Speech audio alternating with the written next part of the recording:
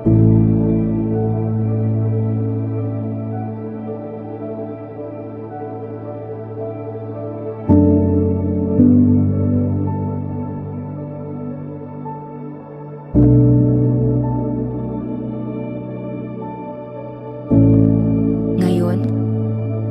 malinaw na kung bakit tayo nandito.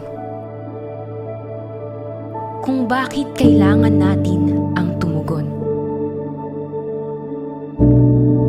At gaya ng isang semicolon, hindi natatapos dito ang lahat, na parang isang tuldok. Ang narinig natin, dadalhin natin. Ang naranasan natin, ipapahayag natin. Dahil tayo ay tinig ng pag-asa, ng pagkakaisa, at ng pagmamahal ng Diyos.